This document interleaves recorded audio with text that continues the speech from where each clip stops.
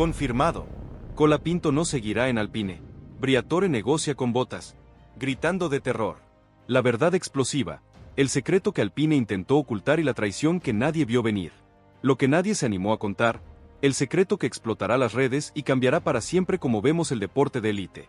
Bienvenida y bienvenido a tu canal de confianza, donde combinamos la verdad más cruda con la emoción que buscas.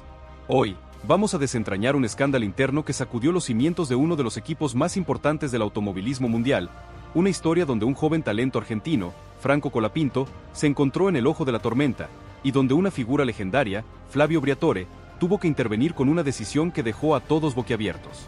¿Están listos?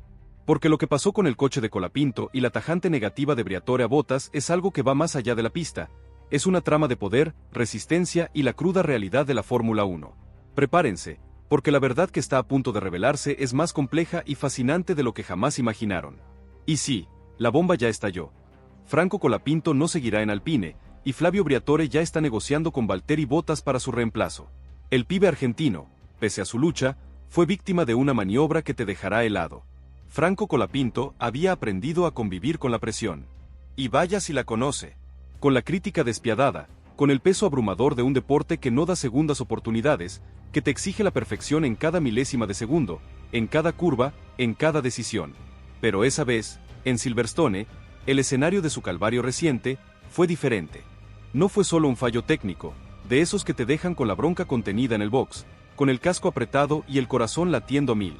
No fue simplemente quedarse sin salir a pista, una frustración más en la larga lista de desafíos de un piloto que se juega el todo por el todo en cada oportunidad. Fue algo más profundo, más personal, una acusación directa, con nombre y apellido, lanzada con la violencia de quien no busca explicar, sino señalar, con la frialdad de quien ya tiene un culpable en mente y no le importa el costo. Racing News, un medio que no se anda con chiquitas, lo publicó sin rodeos, sin medias tintas, como un puñetazo a la mesa que resonó en todo el paddock. Colapinto quemó el embrague.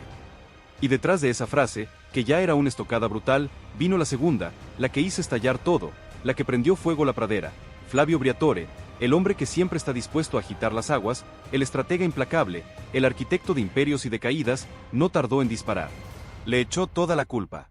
Así, sin matices, sin contexto, sin respiro. Una sentencia pública, sin derecho a réplica, sin posibilidad de defensa. La escena que se armó era casi teatral, digna de una película de Hollywood, con un guión escrito por la crueldad del deporte de élite. Por un lado, un joven piloto con hambre de gloria, con una mirada que reflejaba la ambición de quien ha sacrificado todo por un sueño, con una carrera construida a base de sudor, de esfuerzo sobrehumano, de disciplina férrea, de dejar la vida en cada curva, en cada entrenamiento, en cada vuelta. Un pibe que se había abierto camino a puro talento y garra, sin atajos ni padrinos, sin un apellido que le abriera puertas. Por el otro, un veterano del paddock, una figura con voz fuerte y un peso inmenso en los medios, con décadas de experiencia en el arte de la intriga y la manipulación, en el manejo de las narrativas, arrojando una sombra oscura y lapidaria sobre la figura de Franco, sin dar lugar a la duda, sin permitir la más mínima objeción. Lo acusó de haber cometido el mismo error por segunda vez, como si esa repetición bastara para juzgarlo, para encasillarlo, para descartarlo de un plumazo, para borrarlo del mapa. Las palabras de Briatore no fueron una simple opinión, no fue un comentario al pasar, de esos que se olvidan al minuto. Fueron una sentencia pública, una bomba mediática que estalló con una violencia inusitada, dejando a todos atónitos, con la boca abierta, sin poder creer lo que escuchaban. Franco, por supuesto, no respondió. No era su estilo. Jamás lo había sido. Su fortaleza siempre fue la calma, la concentración, el trabajo silencioso, la capacidad de dejar que los hechos hablaran por él. Pero el silencio, en este caso, no lo protegía. Al contrario, el eco de las acusaciones le envolvía, lo asfixiaba, lo ahogaba, multiplicando el peso de cada palabra, de cada insinuación, de cada mirada de sospecha. ¿Cómo se defiende uno de algo que ya se instaló como verdad en la mente de la gente, que ya se convirtió en un dogma? ¿Cómo se lucha contra una narrativa construida por voces que tienen más visibilidad, más espacio en los medios, más historia, más poder, más influencia? El joven piloto argentino se encontraba otra vez en el centro de una tormenta, una de esas que te sacuden hasta los cimientos, que te dejan sin aliento. Y esta vez, lo más doloroso, lo más cruel, no era por lo que hizo, por un error en la pista, sino por lo que dijeron que hizo, por una acusación sin pruebas. Y eso, en la Fórmula 1, puede ser aún más peligroso que cualquier error en pista, que cualquier trompo o abandono. Es una batalla de percepciones, una guerra psicológica, y Franco estaba perdiendo la suya, sin poder mover un dedo. La mecánica del rumor, cuando la sospecha se vuelve verdad absoluta. La mecánica del rumor es cruel, despiadada, implacable. Una frase dicha en el momento justo, en el tono adecuado, con la autoridad de una figura como Briatore, que tiene el poder de mover montañas y de destruir carreras, se convierte en una verdad inquebrantable que nadie se molesta en comprobar, en verificar, en cuestionar. Colapinto había quedado afuera de la carrera por un problema técnico. Sí, eso era un hecho innegable.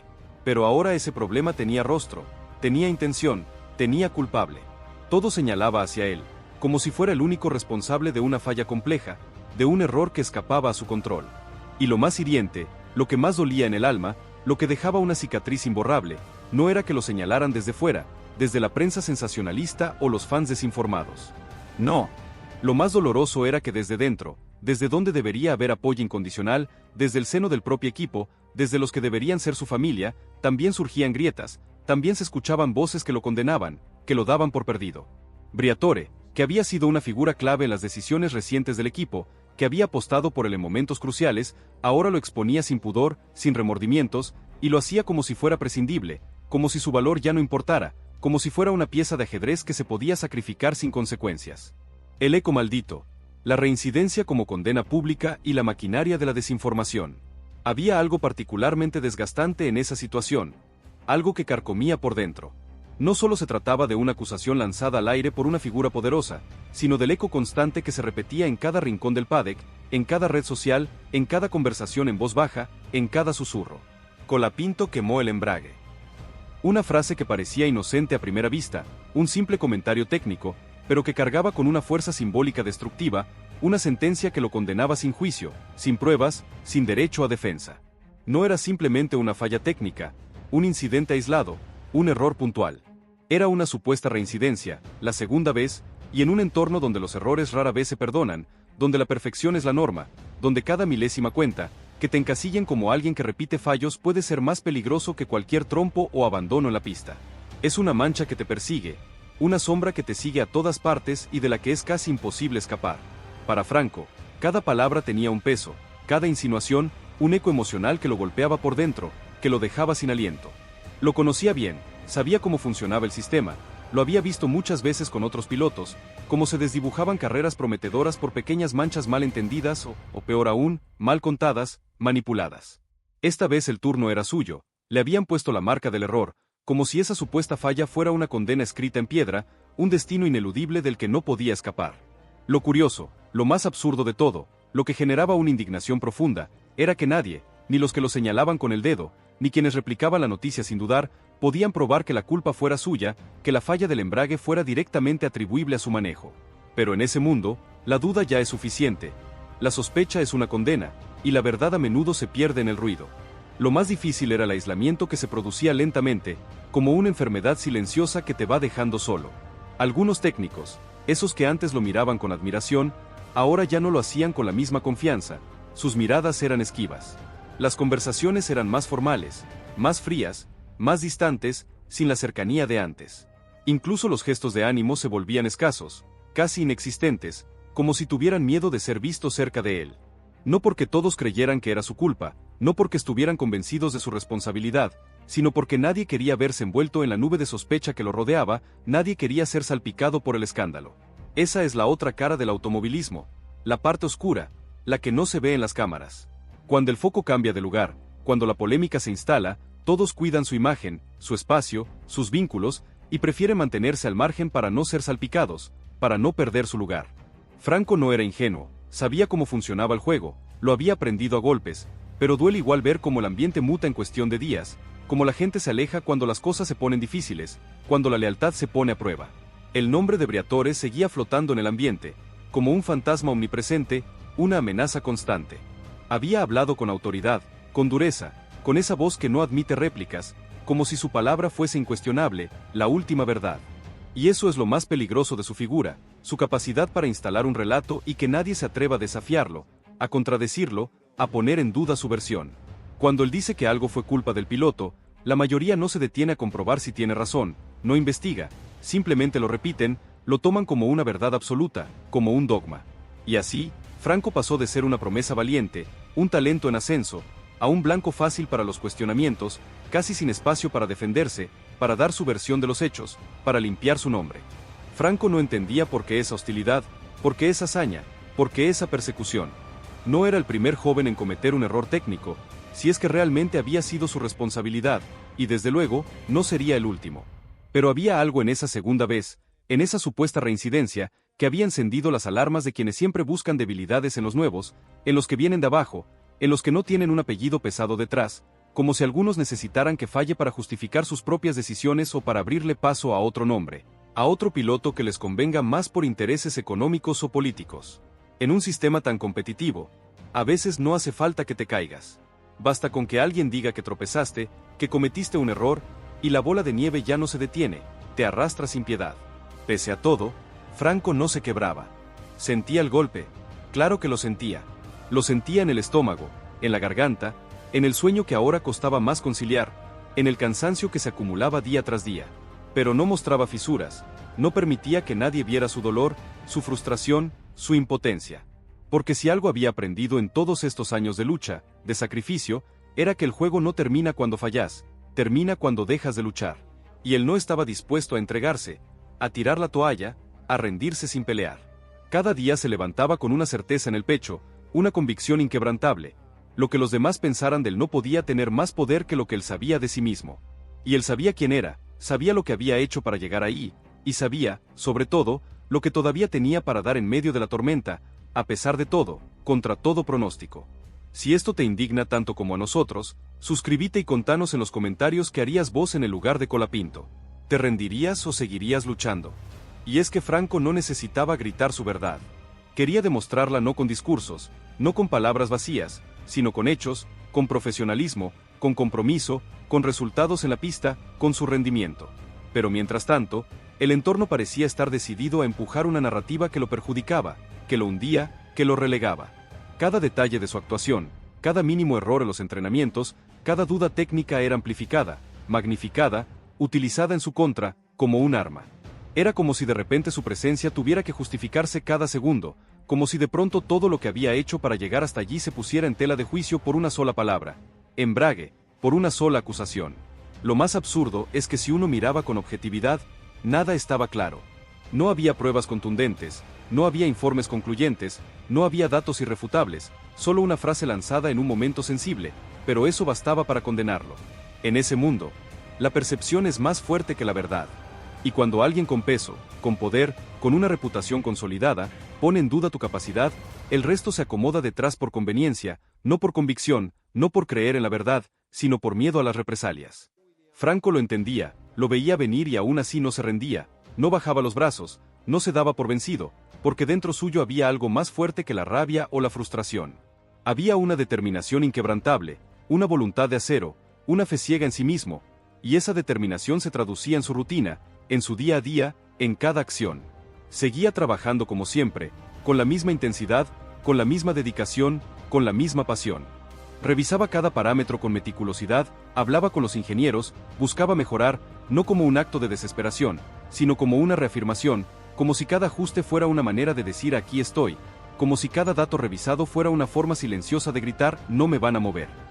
Porque cuando te intentan hacer invisible, la mejor respuesta es ser imposible de ignorar. Y eso era exactamente lo que Franco se proponía. En su mente, la voz de Briatore ya no tenía poder. Había dejado de escucharla como una amenaza, como una sentencia. Ahora la usaba como combustible, como un recordatorio de lo que estaba en juego, de lo mucho que tenía que luchar. Porque cada palabra dicha en su contra no lo debilitaba, lo hacía más consciente de lo mucho que tenía que defender. Su carrera, su esfuerzo, su lugar en la élite. Y aunque por fuera se mostrara sereno, por dentro ardía, pero no de odio, sino de hambre. Hambre de demostrar, de reivindicar, de recuperar el relato que le estaban intentando arrebatar, de escribir su propia historia. Y así, mientras el entorno seguía vibrando al ritmo de la polémica, Franco se mantenía firme, inquebrantable. No tenía todas las respuestas ni tampoco garantías sobre el futuro inmediato, pero tenía algo que nadie podía quitarle. La certeza de que todo lo que había conseguido hasta ese momento lo había hecho con mérito propio, sin padrinos, sin atajos, solo con talento, trabajo y convicción. Y esa era una base demasiado sólida como para ser destruida por un titular más o una frase oportunista. Porque si algo tenía claro era que él no estaba de paso, había llegado para quedarse. El escándalo no amainaba. La frase inicial seguía repitiéndose como un eco maldito, como si alguien hubiera apretado repetir en una cinta que no se desgasta. Colapinto quemó el embrague. Ya no era solo una afirmación en boca de alguien poderoso, ahora era parte del decorado, parte de la verdad instalada en la mente de la gente. Se repetía en programas de debate, en artículos de análisis, en publicaciones breves pero punzantes. Se decía con convicción, aunque nadie explicaba cómo, cuándo, por qué. No había pruebas, solo una acusación y una enorme voluntad de creerla. Y esa era la parte más cruda. Había quienes querían que fuera verdad. Franco empezaba a entender que no bastaba con resistir el golpe, también debía resistir lo que venía después, el vacío, el frío, el distanciamiento. Algunos lo evitaban, no con desprecio, sino con incomodidad, como si acercarse a él fuera a arriesgar su propia reputación, porque en ese ambiente todo se contagia. El talento, sí, pero también el ruido, la polémica. Y Colapinto, injustamente, ya no era solo un piloto. Ahora era el que falló. Aunque no lo hubiera hecho, aunque no se pudiera comprobar, aunque su historia mereciera más respeto que un simple titular, a pesar de todo, seguía adelante. No porque no sintiera el peso, sino porque había algo en el que le empujaba más allá del desánimo, más allá de la frustración, más allá de la injusticia. Había construido su carrera entre obstáculos, cada paso lo había dado sabiendo que no era el favorito, que tendría que demostrar el doble para ser aceptado, para ganarse un lugar, para ser reconocido. Y eso le daba una ventaja. Ya sabía cómo se lucha la sombra, ya sabía lo que era avanzar sin promesas, sin garantías, a puro pulmón. Lo que lo sorprendía ahora era el nivel de la traición, la facilidad con la que algunos podían darle la espalda por una falla real o inventada, en medio de una situación que ni siquiera se había esclarecido por completo, donde la verdad era difusa. No dormía igual, no por miedo, sino por actividad mental constante. Su cabeza no se apagaba, repetía mentalmente cada movimiento, cada decisión, buscaba respuestas incluso en donde no las había, en los rincones más oscuros de su mente. Pero lo más fuerte no era la búsqueda de una explicación técnica, sino el intento de entender por qué alguien como Briatore había elegido ese momento, ese tono, esa dureza. Era personal, era político, era una forma de limpiar otras responsabilidades y trasladar el peso al eslabón más joven de la cadena, al más vulnerable. Sea como fuere, Franco había quedado en el centro de un juego del que no pidió ser parte, pero el juego estaba en marcha y si debía jugarlo, lo haría a su manera, con sus propias reglas. Empezó a cambiar su enfoque. Lo que antes hacía por rutina, ahora lo hacía con obsesiva precisión. Cada ajuste en el simulador, cada conversación técnica, cada observación durante las sesiones se transformó en parte de un plan mayor. Reconstruir su autoridad desde adentro, desde la base. Si querían dudar de él, tendrían que hacerlo enfrentando una muralla de profesionalismo, de dedicación, de resultados. Si lo querían fuera, iban a tener que justificarlo ante una versión de Colapinto más afilada, más sólida, más imperturbable, una versión que no se doblegaría. Lo que aún no podían ver era que, en lugar de romperlo, lo estaban templando, lo estaban endureciendo. Como se endurece el acero en el fuego, Franco sentía el ardor en cada fibra, pero también sentía algo nuevo, claridad, una visión más nítida de su camino. Ya no buscaba aprobación, no esperaba comprensión, no necesitaba que nadie viniera a decirle que estaba haciendo lo correcto porque lo sabía, y esa certeza le empoderaba, lo convertía en alguien aún más peligroso para quienes preferían un piloto dócil, moldeable, manejable, que no cuestionara. Franco no era ingenuo. Sabía que en este ambiente todo se mueve rápido, que las decisiones cambian de un momento a otro, que la lealtad es efímera. Pero esto era diferente. Esto era personal, una traición. Porque no se trataba solo de perder el asiento, era perderlo sin explicación, sin respeto, sin haber tenido la oportunidad de demostrar lo que podía hacer en condiciones normales, sin haber recibido respaldo cuando más lo necesitó, cuando lo acusaron injustamente. Y ahora, con un par de llamadas y una firma en un papel, podían hacerlo desaparecer, como si nunca hubiera estado ahí, como si no hubiera dejado el alma en cada jornada, en cada trabajo, en cada vuelta, en cada sacrificio. El silencio de Briatore era aún más ruidoso, porque no dijo nada públicamente, pero todos sabían que estaba haciendo llamadas, que estaba moviendo contactos, que estaba buscando cerrar algo, algo definitivo, algo que enterrara la situación sin dejar huellas, sin levantar polvo. Y esa urgencia era una señal clara. Franco la sentía, no porque alguien se lo confirmara, sino porque lo veía en la actitud de los que antes lo rodeaban. Ahora nadie se comprometía con él, nadie daba respuestas claras, nadie quería quedar atado a un piloto que en cuestión de días podía dejar de formar parte del equipo. Pero Franco no pensaba quedarse quieto. Ya no. Ya había soportado la acusación injusta. Ya había tragado silencio tras silencio. Esta vez no iba a esperar a que todo ocurriera sin dar pelea, sin levantar la voz, sin defenderse. Porque su carrera, su lugar, su esfuerzo no podían ser borrados por una decisión tomada en una oficina con una lista de nombres en la mano, sin considerar el factor humano. Esta vez, si lo iban a sacar, iban a tener que enfrentarlo, no físicamente, pero sí con la verdad, con la cara, con argumentos contundentes. Porque Franco ya no iba a permitir que lo despidieran como si fuera un error del sistema. Él no era un error. Él era la prueba viva de que el sistema no está hecho para los que no tienen un apellido pesado detrás, para los que no tienen un padrino que los respalde. La noticia, aunque todavía sin confirmarse, empezó a hacer efecto como una fractura invisible en la estructura del equipo. Algunos dentro del equipo intentaban actuar como si nada pasara, fingiendo normalidad. Otros directamente evitaban cualquier conversación, se escondían.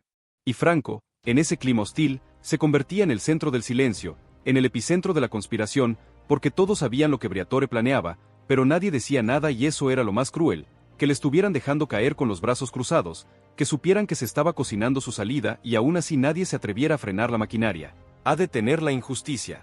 Esa tarde, mientras caminaba solo por el box, con el peso del mundo sobre sus hombros, Franco se detuvo frente a su coche. No lo miró con nostalgia, no con tristeza, sino con determinación, con una mirada de acero. Porque sabía que si se iba, no iba a ser en silencio, que si le quitaban el lugar también iban a quedar expuestos todos los que permitieron que eso ocurriera, todos los que callaron, todos los que negociaron en secreto mientras él seguía confiando, dejando el alma en cada entrenamiento. Porque el problema no era solo el reemplazo, no era un simple cambio técnico, era la traición disfrazada de decisión técnica. Y eso Franco no lo iba a perdonar, no lo iba a olvidar. La cuenta regresiva, la estrategia de Briatore y la resistencia de Colapinto. Las horas avanzaban como si fueran una cuenta regresiva silenciosa, cada minuto un paso más cerca del final. Nadie decía lo que sabía, pero todo el mundo actuaba distinto.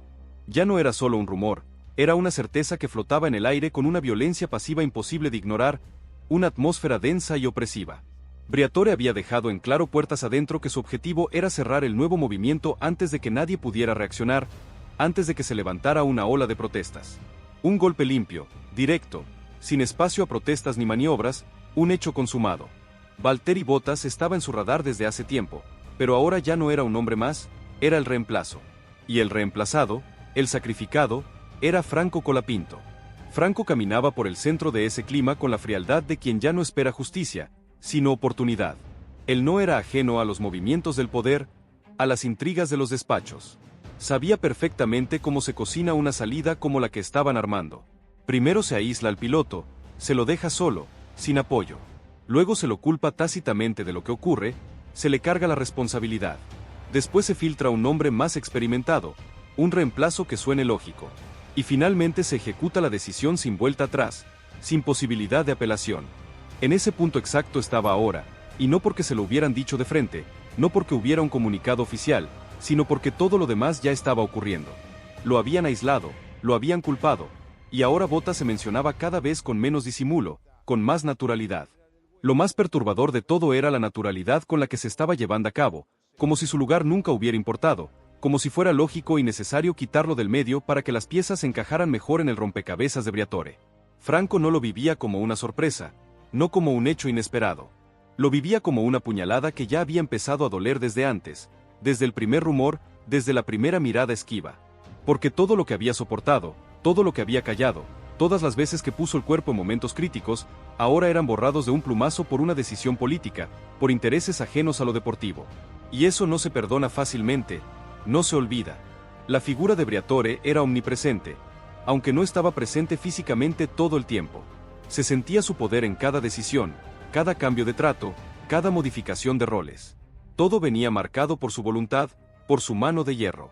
Y en esa voluntad, Franco ya no tenía espacio. No era una cuestión de errores, no era una cuestión de nivel, no era un problema de rendimiento. Era una cuestión de imagen, de nombres pesados, de conveniencia, de política. Bottas traía visibilidad, experiencia, relaciones y Franco, para Briatore, era solo una apuesta que ya no le cerraba, un riesgo que no estaba dispuesto a seguir asumiendo. Así de simple, así de crudo.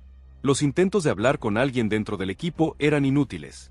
Las respuestas eran frías, medidas, calculadas. Todos sabían algo, pero ninguno iba a admitirlo, porque si lo hacían, se metían en un fuego cruzado del que nadie quería ser parte, una guerra interna que nadie quería librar. Nadie quería quedar pegado al despedido antes del anuncio, y eso generaba un muro invisible que rodeaba a Franco. No había aliados, no había respaldo, solo una larga espera tensa en la que todo podía cambiar de un momento a otro, en la que su destino pendía de un hilo. Lo más duro fue descubrir que incluso quienes parecían estar cerca ahora medían sus palabras, sus gestos.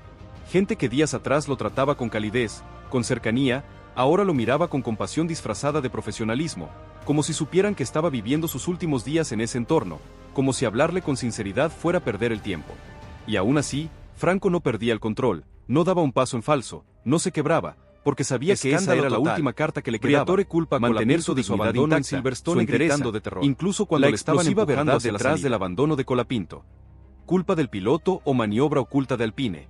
Lo que nadie se animó a contar, el secreto que explotará las redes y cambiará para siempre como vemos el deporte de élite. Bienvenida y bienvenido a tu canal de confianza, donde combinamos la verdad más cruda con la emoción que buscas. Hoy, vamos a desentrañar un escándalo interno que sacudió los cimientos de uno de los equipos más importantes del automovilismo mundial, una historia donde un joven talento argentino, Franco Colapinto, se encontró en el ojo de la tormenta, y donde una figura legendaria, Flavio Briatore, tuvo que intervenir con una decisión que dejó a todos boquiabiertos. ¿Están listos? Porque lo que pasó con el coche de Colapinto y la tajante negativa de Briatore a Bottas es algo que va más allá de la pista. Es una trama de poder, resistencia y la cruda realidad de la Fórmula 1. Prepárense, porque la verdad que está a punto de revelarse es más compleja y fascinante de lo que jamás imaginaron. Franco Colapinto había aprendido a convivir con la presión. Y vaya si la conoce. Con la crítica despiadada, con el peso abrumador de un deporte que no da segundas oportunidades, que te exige la perfección en cada milésima de segundo. Pero esa vez, en Silverstone, fue diferente. No fue solo un fallo técnico, de esos que te dejan con la bronca contenida en el box. No fue simplemente quedarse sin salir a pista, una frustración más en la larga lista de desafíos de un piloto. Fue algo más profundo, más personal, una acusación directa, con nombre y apellido, lanzada con la violencia de quien no busca explicar, sino señalar, con la frialdad de quien ya tiene un culpable en mente. Racing News, un medio que no se anda con chiquitas, lo publicó sin rodeos, sin medias tintas, como un puñetazo a la mesa, Colapinto quemó el embrague. Y detrás de esa frase, que ya era una estocada, vino la segunda, la que hizo estallar todo. Flavio Briatore, el hombre que siempre está dispuesto a agitar las aguas, el estratega implacable, no tardó en disparar. Le echó toda la culpa. Así, sin matices, sin contexto, sin respiro. Una sentencia pública, sin derecho a réplica. La escena que se armó era casi teatral, digna de una película de Hollywood. Por un lado, un joven piloto con hambre de gloria, con una carrera construida a base de sacrificio, de esfuerzo sobrehumano, de disciplina férrea, de dejar la vida en cada curva, en cada entrenamiento. Un pibe que se había abierto camino a puro talento y garra, sin atajos ni padrinos. Por el otro, un veterano del paddock, una figura con voz fuerte y un peso inmenso en los medios, con décadas de experiencia en el arte de la intriga y la manipulación, arrojando una sombra oscura sobre la figura de Franco, sin dar lugar a la duda, sin permitir la más mínima objeción. Lo acusó de haber cometido el mismo error por segunda vez, como si esa repetición bastara para juzgarlo, para encasillarlo, para descartarlo de un plumazo. Las palabras de Briatore no fueron una simple opinión, no fue un comentario al pasar. Fueron una sentencia pública, una bomba mediática que estalló con una violencia inusitada, dejando a todos atónitos, con la boca abierta. Franco, por supuesto, no respondió. No era su estilo. Jamás lo había sido. Su fortaleza siempre fue la calma, la concentración, el trabajo silencioso. Pero el silencio, en este caso, no lo protegía. Al contrario, el eco de las acusaciones lo envolvía, lo asfixiaba, multiplicando el peso de cada palabra, de cada insinuación. ¿Cómo se defiende uno de algo que ya se instaló como verdad en la mente de la gente? ¿Cómo se lucha contra una narrativa construida por voces que tienen más visibilidad, más espacio en los medios, más historia, más poder? El joven piloto argentino se encontraba otra vez en el centro de una tormenta, una de esas que te sacuden hasta los cimientos. Y esta vez, lo más doloroso, no era por lo que hizo, sino por lo que dijeron que hizo. Y eso, en la Fórmula 1, puede ser aún más peligroso que cualquier error en pista. Es una batalla de percepciones, y Franco estaba perdiendo la suya. La mecánica del rumor, cuando la sospecha se vuelve verdad absoluta. La mecánica del rumor es cruel, despiadada.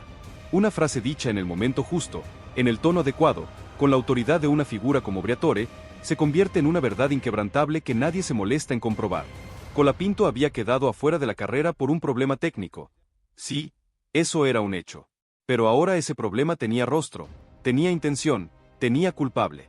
Todo señalaba hacia él, como si fuera el único responsable de una falla compleja. Y lo más hiriente, lo que más dolía en el alma, no era que lo señalaran desde fuera, desde la prensa o los fans. No. Lo más doloroso era que desde dentro, desde donde debería haber apoyo incondicional, desde el seno del propio equipo, también surgían grietas, también se escuchaban voces que lo condenaban. Briatore, que había sido una figura clave en las decisiones recientes del equipo, que había apostado por él en momentos cruciales, ahora lo exponía sin pudor, sin remordimientos, y lo hacía como si fuera prescindible, como si su valor ya no importara. Los medios, por supuesto, se hicieron eco de inmediato, como buitres sobre una carroña. Titulares encendidos, declaraciones sacadas de contexto, análisis sin datos, sin pruebas, basados únicamente en la palabra de Briatore. Todo valía cuando el nombre Colapinto estaba en el centro de la polémica, porque generaba clics, generaba rating, generaba debate. Y mientras las noticias se multiplicaban a una velocidad vertiginosa, Franco permanecía callado, trabajando en la sombra, resistiendo como siempre, con esa fortaleza que lo caracteriza. No porque no tuviera que decir, no porque no tuviera una verdad que contar, sino porque entendía que cada palabra suya sería usada en su contra, que cualquier intento de defensa sería retorcido y utilizado para hundirlo aún más. En ese tipo de entornos, el silencio no es debilidad, es estrategia. Y él la conocía, la había aprendido en carne propia, a base de golpes.